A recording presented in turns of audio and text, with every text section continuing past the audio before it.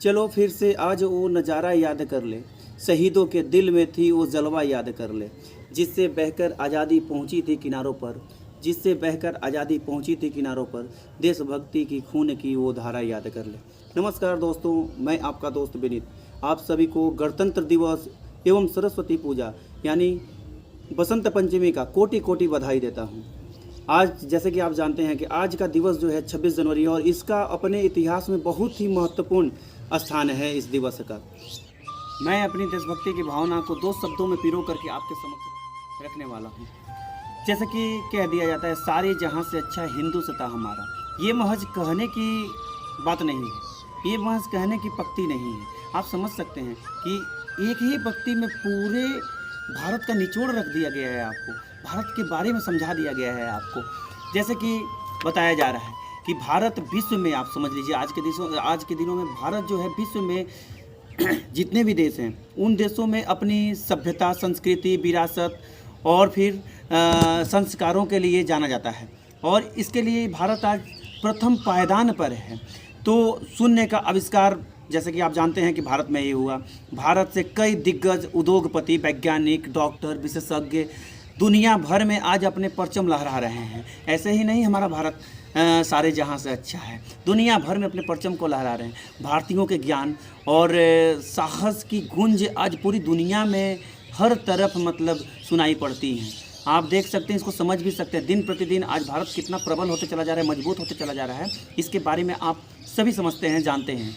तो आज एक और बात किया जाए, जैसे कि भारत के आध्यात्मिक गुरु स्वामी विवेकानंद की बात किया जाए, उनके भाषण, या फिर आप बात करें महात्मा गांधी का जो अहिंसा का ज्ञान है, या फिर भारत से निकला योग, ये सभी दुनिया भर में। लेकिन आप समझ सकते हैं कि इन उपलब्धियों को प्राप्त करने के लिए भारत को ब्रिटिश हुकूमत से आज़ादी की लड़ाई, आज़ादी का जंग लड़ना पड़ा। और ये जो जंग रहा लगभग करीब 200 वर्षों का जंग रहा। 200 वर्षों तक भारत अपना जो रहा गुलामी के बेड़ियों में कहारता रहा, आप समझ सकते हैं। और इन 200 वर्षों के अथक प्रयास के बाद 15 अगस्त 1947 ईस्वी को आपका देश आज़ाद हुआ।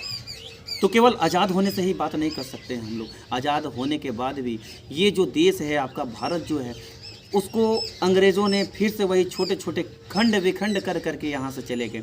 अब यहाँ के सत्ता पर भारत में अगर बात किया जाए तो भारत को इकट्ठा करना, एकीकृत करना सबसे बड़ा चैलेंजिंग टाइम रहा। तो आप समझ सकते हैं कि कितना बड़ा मतलब यहाँ पर प्रॉब्लम्स जो है वो निकल करके भारत के सामने आया।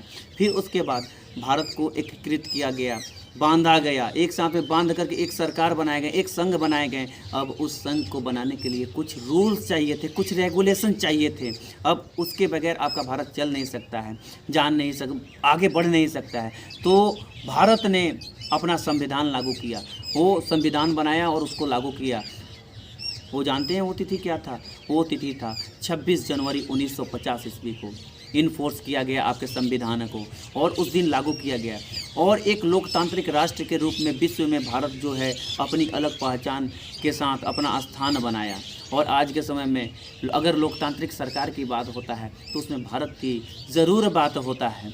और ये वही तिथि था, उसी तिथि को हम लोग बार बार 26 जनवरी के रूप में मनाते हैं और अपने गणतंत्र दिवस के रूप में मनाते हैं। तो ये हमारा एक इमोशन है, ये हमारा एक पहचान है, जिससे कि हमारा जो भारत है छोटे छोटे खंडों से बंद करके एक भारतवर्ष बना, और ये हमारे लिए प्राउड मोमेंट है। तो मैं ये बता सकता हूँ कि हमें ये गर्व है कि हम भारतीय हैं। अंत में मैं इस बात को, इस इमोशन को दो पंक्तियों में, दो शब्दों में आपके सामने रखना चाहता हूँ। जमाने भर में मिलते हैं आशिक कई, जमाने भर में मिलते हैं आशिक कई, मगर वतन से खूबसूरत कोई सनम नहीं होता। नोटों में लिपट कर, सोनों में सिमट कर मरे हैं शासक कई, मगर तिरंगे से खूबसूरत कोई कफन नहीं होता, मगर तिरंगे से खूबसूरत कोई कफन नहीं होता। दे सलामी इस तिरंगे झंडे को, दे सलामी इस तिरंगे झंडे को जिससे तेरी शान है, दे सलामी इस तिरंगे झंडे को जिससे तेरी शान है। शान ऊंचा रखना हमेशा इसका, जब तक दिल में जान है, जब तक दिल में जान है, जब तक। आओ झुककर सलाम करें उनको जिनके हिस्से में ये मुकाम आता है, आओ झुककर सलाम करें उनको जिनके हिस्से में ये मुकाम आता है। खुश नसीब है वो खून जो देश का काम आता है, जो देश का काम आता है।